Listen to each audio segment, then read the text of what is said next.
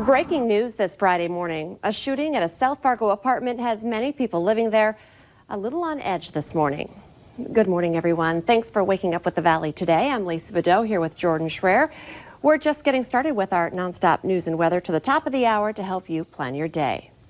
Police investigators spent much of the night in the 5100 block of Amber Valley Parkway. And the Valley today is Abby Furchner joins us live from the scene with the very latest on what happened. Abby, what are you seeing out there?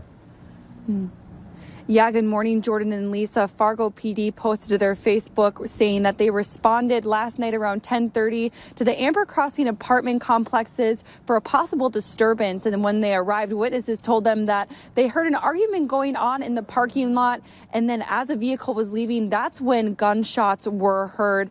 And when they were scanning the area, they found gun casings. And a lot of the garages are looking like this right now. As you can see, there are bullet holes in this garage. There are two to believe be going through this door, and then two other garage doors have bullet holes going through them, but cars were also damaged during this process. I mean, take a look at this vehicle. Both the windows are blown out and there's glass surrounding this car. No suspects are believed to be known at this time, and no victims have come forward, and there's also believed to be no.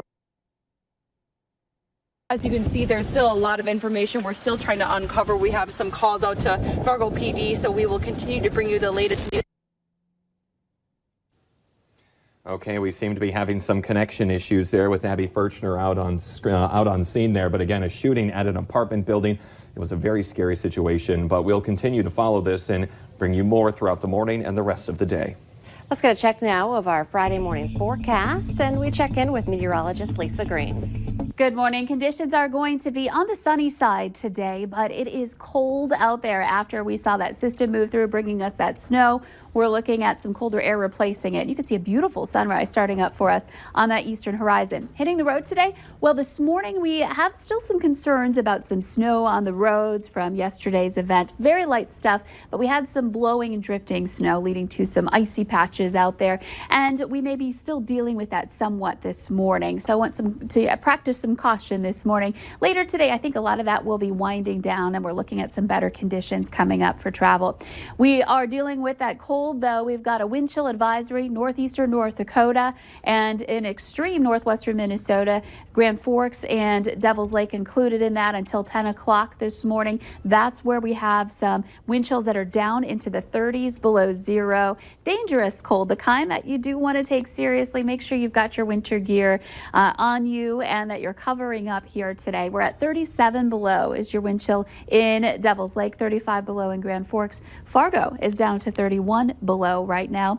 Temperatures a lot colder to the north, teens below there. We're seeing our lowest number in Crookston at 17 below, and it's 8 below currently in Fargo. The wind's still coming in out of the north, starting to ease up, but still a bit brisk in the southern valley here today. And checking out your radar and satellite, clear as can be. We're looking at some better conditions as far as that's concerned today. Just frigid for this Friday. So working our way through the day, those temperatures still dropping a bit before they start to rise. As we head into the lunch hour, looking better, but still chilly, still frigid, below zero with wind chills that are lower. And then into the afternoon hours, Fargo reaches that 0 degree mark. Most of us somewhere around there, either a few degrees below up north or a few degrees above in the south. And the wind eases up too. So a little better for the afternoon, but still pretty tough here today throughout the day. Initially, those temperatures drop tonight, and then a little disturbance moves through for this evening, bringing us some clouds, a south wind that helps to warm us up a little bit too. So Saturday morning won't start off as frigid as today. In fact, this weekend, highs in the teens, slight chance for snow Sunday morning in the south, and then we get more active as we head into next week. And now for a look at traffic, here's Devin Fry with the Valley Today's Traffic on the Move. Thank you, Lisa. We're going to go ahead and finish up this hour on I-29 heading northbound toward Grand Forks. Now, normally at this time of the day, things are a lot busier in this area between 32nd and 13th Avenue, especially involving this I-94 interchange. It tends to be a lot more locked up around this time, but today things seem to be moving fairly smoothly, and there seems to be a lot of room between all vehicles around this area. So good news here. If you're taking I-29 this morning, it's looking a little bit more opened up than it normally is, especially here in the northbound lanes. Now, one area that was about as busy as it normally gets around this time is the westbound lanes of I-94. Now, that area was looking pretty much pretty crowded, I should say. It's pretty loaded up in that area, so you're going to want to watch out for that on I-94, especially on the Red River Bridge as that traffic flow comes in from Moorhead. It's only going to become more congested, so that's going to be an area to watch out for as you make your way out the door today. Don't forget to give that car plenty of time to warm up if you haven't made your way out the door yet, especially if you, like me, had to park outside last night. So we're going to keep checking out the roadways in the next hour on the Fargo CW, but for now, for your traffic on the move, I'm Devin Fry. Federal authorities say a convicted felon is behind bars after barricading himself inside an apartment in Moorhead for several hours. They have been looking for 20-year-old Miguel Cooley Jr. for a couple of weeks.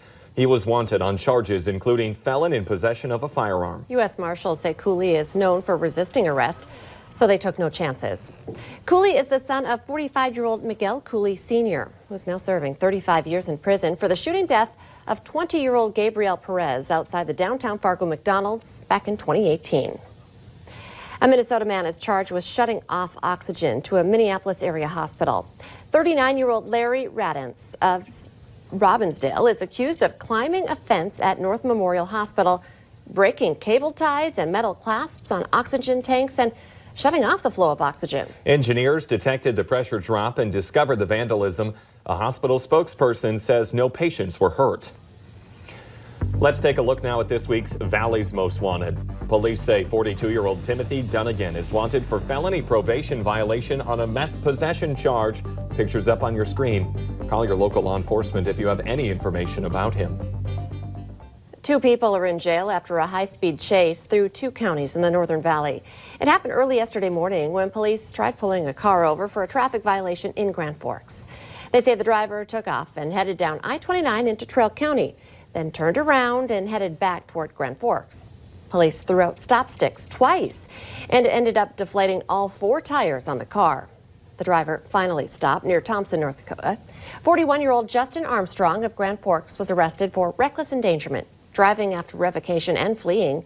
His passenger, 24-year-old Miranda Falcon, was taken in for 3 outstanding warrants. A woman is recovering from burns after her vape pen battery exploded in her coat pocket and caught fire at a Sioux Falls bank. The woman suffered burns on her hand and torso. Firefighters say the victim was able to drive herself to the hospital. North Dakota's first electronics detection canine has died just 2 months into his job at the State Bureau of Criminal Investigation. A veterinarian found heart problems in the BCI's 2-year-old yellow lab.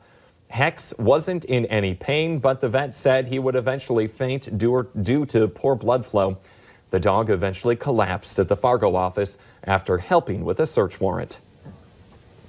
In our consumer alert this morning, a newborn infant carrier is being recalled. The Infantino soft infant and toddler carriers are being recalled because the buckles on that infant carrier can break, posing a fall hazard. The carriers have a black body and black straps, or a gray body and black straps.